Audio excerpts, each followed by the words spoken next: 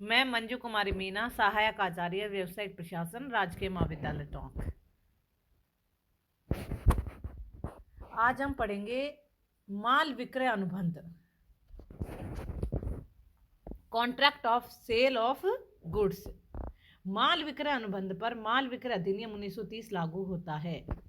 वस्तुतः एक समय पर माल विक्रय अधिनियम के प्रावधान भारतीय अनुबंध अधिनियम के ही एक भाग थे, किंतु देश के वाणिज्य के विकास को ध्यान में रखकर माल विक्रय से संबंधित एक स्वतंत्र एवं विस्तृत अधिनियम की आवश्यकता महसूस की गई। परिणाम स्वरूप भारतीय अनुबंध अधिनियम की 76 से लेकर 123 तक की धाराओं को निकालकर उन्हें नए सिरे से व्यवस्थित किया गया तथा कुछ नए प्रावधानों को जोड़कर माल विक्रय अधिनियम का 15 मार्च 1930 में निर्माण कर दिया गया, जिसे 1 जुलाई 1930 से लागू कर दिया गया। इस अधिनियम के प्रारंभ में ही अनेक शब्दों का अर्थ दिया गया है। हमने उस शब्दावली को यथास्थानी समझाया है। माल विक्रय अनुबंध का अब अर्थ हमें अच्छे से समझ में आ गया। अब इनकी कुछ परिभाषाएं हम समझेंगे। माल विक्रय अधिनियम के अनुसार माल विक्रय अनुबंध एक ऐसा अनुबंध है जिसके अंतर्गत विक्रेता मूल्य के बदले किसी वस्तु या माल का स्वामित्व क्रेता को हस्तांतरित करता है अथवा हस्तांतरित करने का ठहराव करता है। इस प्रकार स्पष्ट है कि विक्रय अनुबंध एक ऐसा अनुबंध है जिसमें एक पक्षकार दूसरे पक्षकार को किसी प्रतिफल के बदले में अपने माल के स्वामित्व का हस्तांतरण करता है अथवा हस्तांतरण करने के लिए सहमत हो गया है। अब हम पढ़ेंगे माल विक्रय अनुबंध के कुछ आवश्यक तत्व। पहला तत्व है दो पक्षकार, कम से कम दो पक्षकारों का होना। और दो पक्षकार कौन कौन से होंगे? एक क्रेता और एक विक्रेता। विक्रय अनुबंध के लिए दो पक्षकारों का होना अनिवार्य है। इसमें से एक पक्षकार क्रेता होता है और दूसरा पक्षकार विक्रेता होता है।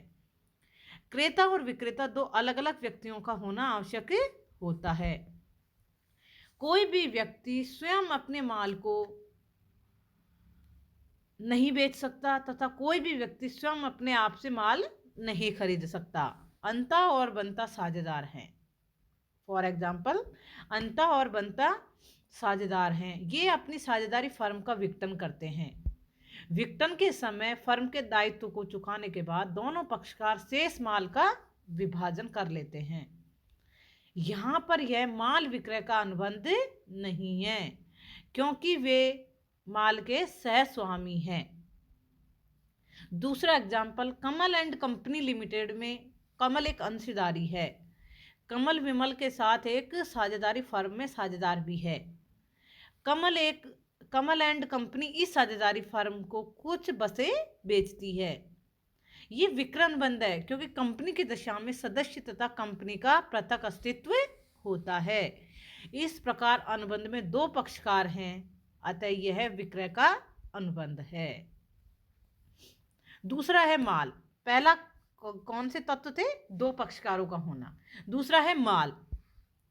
माल विक्रय अनुबंध में माल तथा वस्तुओं का होना अति आवश्यक है। यह ध्यान रहे कि माल का आश्रय केवल चल संपत्ति से है और चल संपत्ति में सामान्य वस्तुओं के अतिरिक्त अंश, ऋण पत्र, व्यापार चिन्ह, पेटेंट राइट, न्यायालय की डिग्री आदि को सम्मिलित किया जाता है।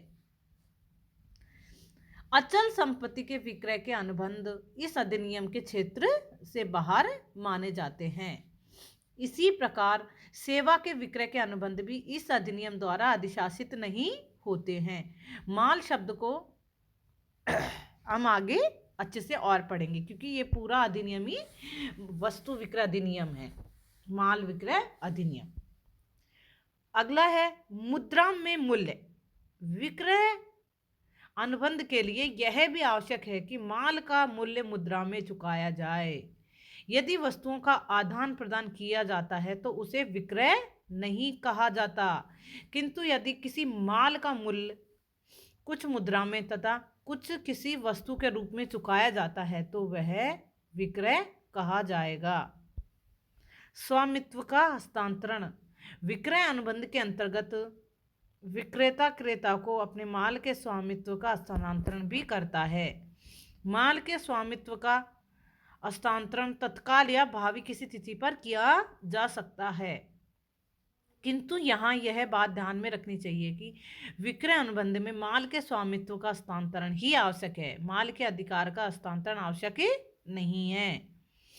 इस प्रकार माल के विक्रय अनुबंध में माल के साधारण स्वामित्व का हस्तांतरण होता है, न कि केवल विशेष स्वामित्व का हस्तांतरण होता है। गिरवी अनुबंध में केवल विशेष स्वामित्व का ही हस्तांतरण होता है, फलतः गिरवी ग्राही या स्वामित्व उसके हित तक ही सीमित रहता है, जबकि विक्रय की दशा में उस माल का पूर्ण हित होता है। अगला है स्वतंत्र सहमति। विक्रय अनुबंध पक्षकारों की स्वतंत्र इच्छा से ही होना चाहिए। किसी भी अधिनियम या नियम के अधीन माल के स्वामित्व का अनिवार्यतः अंतरण विक्रय नहीं है, किंतु किसी ठहराव के अंतर्गत किसी उत्पादक के द्वारा अपने संपूर्ण उत्पादित माल को अपने उत्पादक संघ को अनिवार्यतः अंतरित करना विक्रय ही होता है, क्योंकि इसमें उत्पादक संघ के प्रत्येक सदस्य की सहमति अवश्य ही पाई जाती है। अगला है विक्रय अनुबंध में विक्रय तथा भावी विक्रय दोनों शामिल हैं। विक्रय अनुबंध एक विस्तृत शब्द है जिसमें न केवल भविष्य में माल बेचने का अनुबंध ही शामिल होता है, बल्कि वर्तमान में माल को विक्रय करने का अनुबंध भी सम्मिलित है। सशर्त तथा शर्त रहित माल विक्रय अनुबंध सशर्त अथवा शर्त रहित हो सकता है।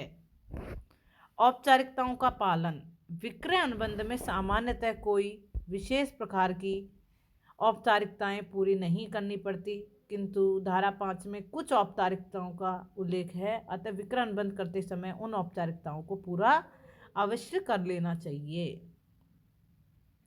वैध अनुबंध के अन्य तत्व इन सभी तत्वों के अतिरिक्त एक वैध के कुछ अन्य तत्व भी शामिल होते हैं। तो इस प्रकार आज हमने माल विक्रय अधिनियम की अर्थ, परिभाषा और माल विक्रय अनुबंध के आवश्यक तत्वों का अध्ययन किया है।